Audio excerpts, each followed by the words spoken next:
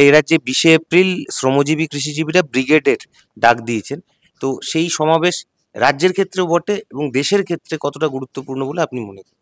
গুরুত্বপূর্ণ এই জন্যে যে যেহেতু আমরা ইতিমধ্যেই কৃষক সভা, ক্ষেতমজুর ইউনিয়ন এবং সিআইটিউ তিনটে শ্রেণী সংগঠন আমরা বেশ কয়েক বছর ধরে ঐক্যবদ্ধভাবে পরিকল্পনা নিচ্ছি, কারণ শ্রমিক কৃষক ঐক্যের মধ্যেই গণতান্ত্রিক আন্দোলনের বুনিয়াদ তৈরি হবে এই বিশ্বাস থেকে, এবং আমার অগ্রগতি হচ্ছে, সাফল্য পাচ্ছি আমরা।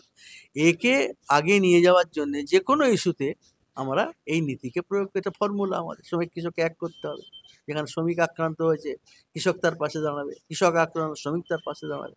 সেই জন্যই শ্রমিক কৃষক ঐক্যের ভিত্তিতেই আমরা আগামী দিনের আন্দোলনগুলোর আমরা পরিকল্পনা করছি। সেই জন্যে এবারে যখন আমরা ঠিক করছি এই ব্যাপারে আক্রান্ত শ্রমিক কৃষক মিলিত হবে, তার সঙ্গে সঙ্গে আরও অনেক সমস্যাগুলো রয়েছে। এটা হচ্ছে মূল সমস্যা এখন আজকে।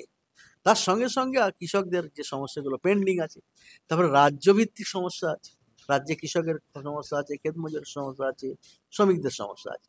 রাজ্য স্থানীয় আন্দোলন যদি না হয় তাহলে আন্দোলনের ভেতর সেই যে প্রাণ আসে না।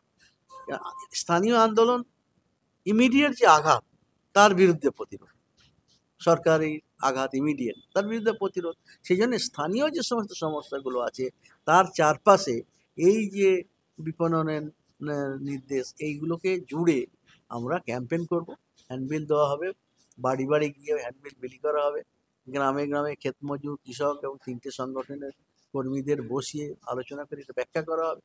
তারপরে স্ট্রিট কর্নার এটা সেটা করে সাধারণ কৃষককে এটা বোঝানো হবে, এবং এর মধ্যে দিয়ে একটা হাওয়া তৈরি করে একটা বড় র্যালি আমরা করতে চাচ্ছি।